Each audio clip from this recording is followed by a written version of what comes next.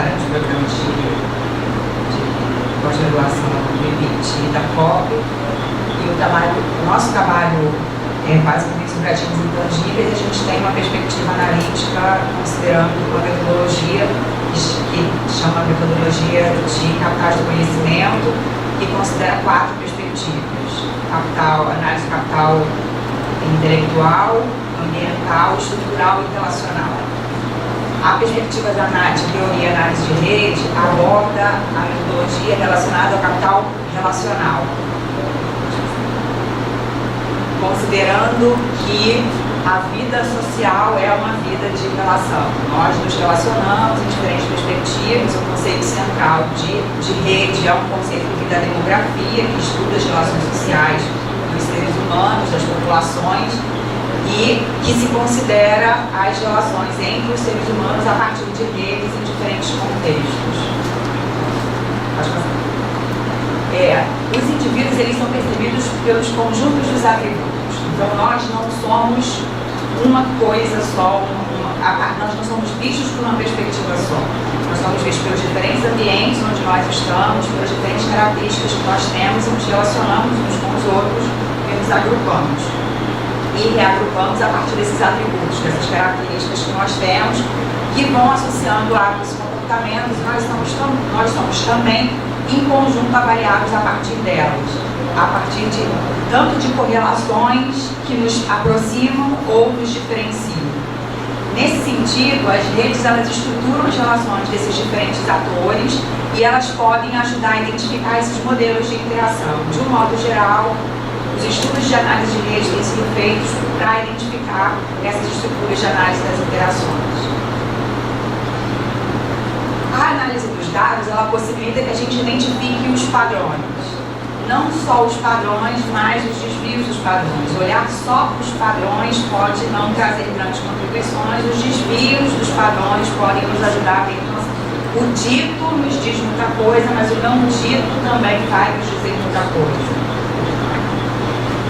E aí, pensando nas dinâmicas das redes sociais, Granovetter e Latour, eles trazem essa perspectiva da análise das dinâmicas sociais através de métodos quantitativos e da percepção das formações de atores de rede, considerando também, no contexto macro, a teoria de rede proposta por Roger Barabate, pensando os fluxos informacionais. Dentro da ciência da informação, a nossa perspectiva de análise é que a dinâmica do fluxo das informações nesses diferentes contextos vão nos sinalizar possibilidades de entendimento das diferentes características desses conjuntos de pessoas ou de instituições nelas envolvidas.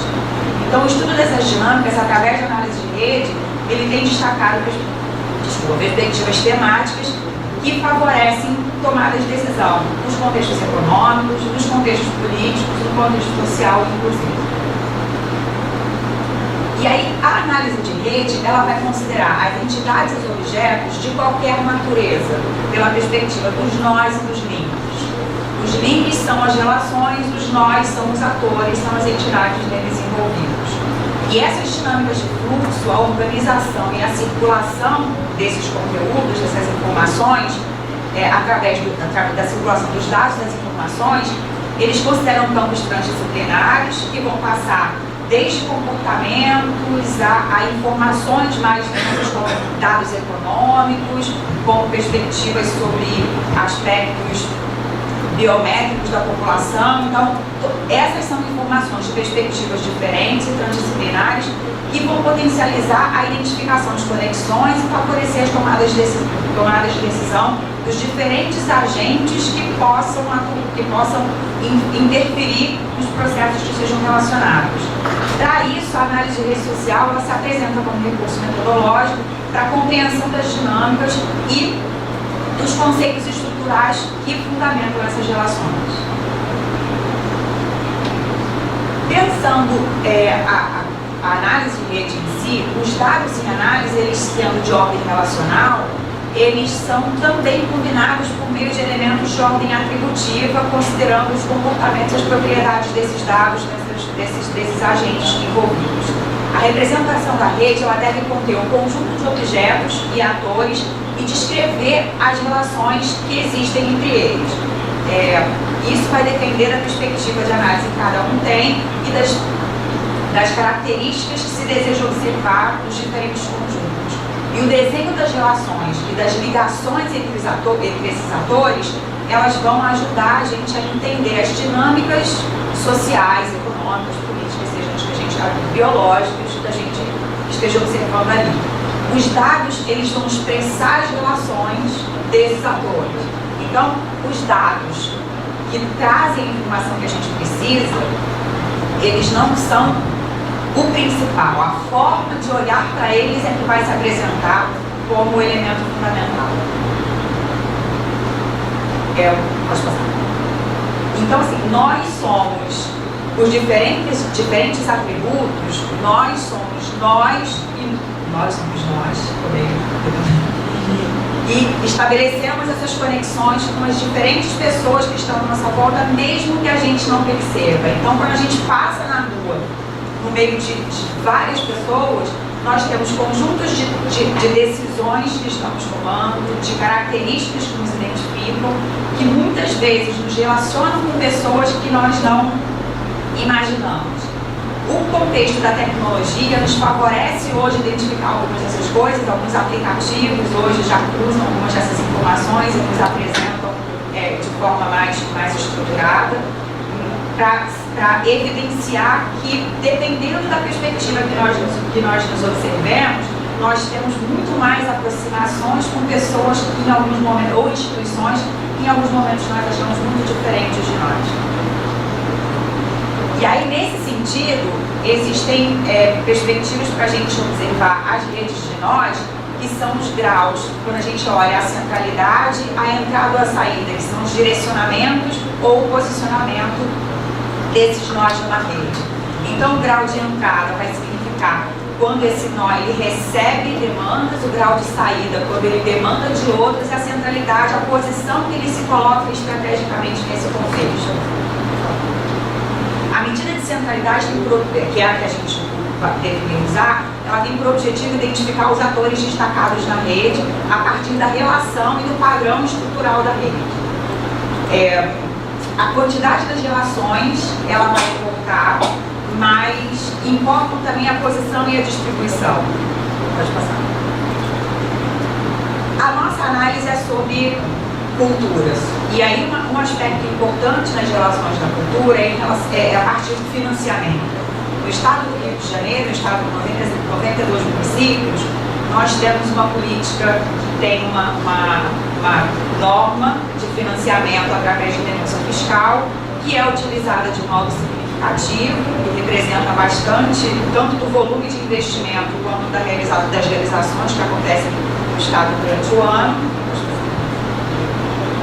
Considerando que tem dados do Estado, a gente tem uma população de 8,5% aproximado do país, com um PIB per capita de R$ 31.064, o que não é desprezível numa média nacional, tendo um incentivo fiscal da ordem de 140 bilhões de reais ano, o que faz com que a gente tenha, em média, também um valor significativo per capita com uma distribuição não exatamente proporcional. A lei de incentivo fiscal ela é um mecanismo que utiliza a renúncia fiscal, então parte do recurso, do recolhimento do imposto estadual, que é o ICMS, que seria encaminhado das empresas, recolhido das empresas para o Estado, ele é repassado de forma direta a projetos que têm cadastro por um processo de credenciamento junto ao governo do Estado, onde as empresas não usam apenas o recurso incentivado. Todo recurso incentivado que tem a renúncia fiscal que elas utilizam, demanda uma proporção de recurso próprio. Diferente da Lei Rouanet, que você tem algumas modalidades onde você utiliza apenas o incentivo fiscal, no estado do Rio de Janeiro você não tem isso. Você tem minimamente uma proporção de 80% de incentivo com 20% de recurso próprio para o uso da renúncia, o que acaba comprometendo de alguma maneira as empresas com esse investimento, não apenas pelo incentivo do Estado, mas também por uma dedicação de recurso próprio. que é dedicado a diferentes áreas. Então, música, dança, artes visuais, teatro, patrimônio, a parte de arquitetura, também são beneficiados com isso. Pode passar. E aí nós utilizamos dados de 2009 a 2016, dados abertos, disponíveis na página do Governo do Estado do Rio de Janeiro, de todos os projetos que utilizaram a lei de incentivo. E aí, falando das conexões, o que a gente percebe é que cada cluster desse, cada conjunto de nós desses, representa uma área específica. Eu não usei a identificação, porque ia ficar muita coisa, são mais de 300 empresas, aí ia ficar muito poluído. Aqui a gente tem música e audiovisual. O que a gente vê é que o incentivo, as conexões, elas podem existir dentro das áreas, mas entre as áreas é raro existir. Então, as empresas que patrocinam algumas áreas, pensando nos padrões e na posição estratégica na centralidade, as empresas que patrocinam uma área, normalmente não patrocinam mais de uma. Então, a gente tem alguns grupos isolados de patrocínio, pensando em entender as dinâmicas das relações desse contexto a partir da teoria da análise de rede. A gente tem, eventualmente, algumas empresas que os links são tão fracos que a linha quase nem aparece. Então, empresas que patrocinam música e audiovisual têm alguma proximidade. As que patrocinam artes cênicas, teatro, não tem proximidade muito grande, mas chega até alguma com audiovisual aqui.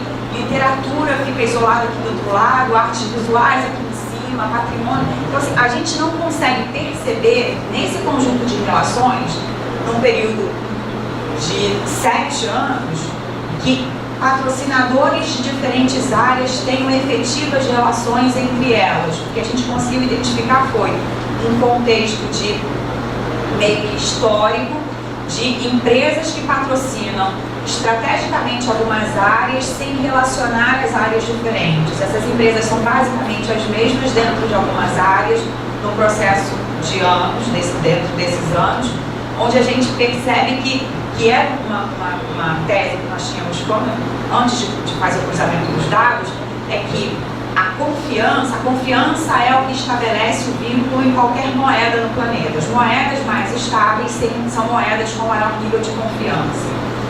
As relações são dadas por níveis de confiança. As relações mais fortes e mais sólidas também são dadas por níveis de confiança. Então, o que a gente identificou foi que essas relações que envolvem a imagem das empresas, trabalhada a partir da imagem dos projetos realizados, que tem inclusive dedicação de recursos financeiros envolvidos, é uma relação que seguramente parece estabelecer conexões de confiança muito estreitas, que faz com que historicamente não se mude muito de uma área para outra ou de um perfil de projeto para o outro. E aí o que a gente identifica bem, as relações, a rede se estrutura em função de segmentos artísticos, com audiovisual e música dos segmentos de maior concentração de empresas de patrocínio. Ele está distribuído de forma muito, não está distribuído de forma muito equânime entre os diferentes segmentos, e que os patrocínios mais distribuídos entre algumas áreas, eles acabam não sendo, olhando, não está apresentado ali, mas eles acabam não tendo uma dinâmica muito, ele não é muito dinâmico, ele é mais estático. Pode passar. E assim, foi importante experimentar a análise de rede no estudo sobre o patrocínio cultural incentivado no Estado do Rio, destacando a necessidade de análises utilizando as entidades e não só as áreas de expressão, para ver se essas relações com as áreas de expressão se confirmam quando eu penso quem eu patrocino. Então, se historicamente as empresas patrocinam basicamente as mesmas realizadoras de projetos, reconhece uma adição de informação sobre o mecanismo ou financiamento à cultura pode oferecer mais complexidade e densidade às análises do que simplesmente olhar que área patrocina ou quem patrocina, mas tentar entender, por exemplo, a partir de qual é o valor do patrocínio, qual é o número de projetos, porque isso pode influenciar. Eu patrocino mais projetos ou mais empresas, mas eu patrocino com valores menores, ou eu patrocino poucos e patrocino com um valor mais expressivo. Então, isso também são coisas que a gente precisa olhar. O uso do método foi oportuno para ratificar percepções sobre a orientação de patrocínio. Como eu falei, nós já tínhamos uma tese de que essa relação se confirmaria no tempo. Identifica-se a viabilidade do uso de análise de redes sociais e estudos dinâmicas do contexto da produção cultural, possibilitando a confirmação de percepções, assim como ajudando a identificar outros padrões de relação não percebidos anteriormente. Obrigada.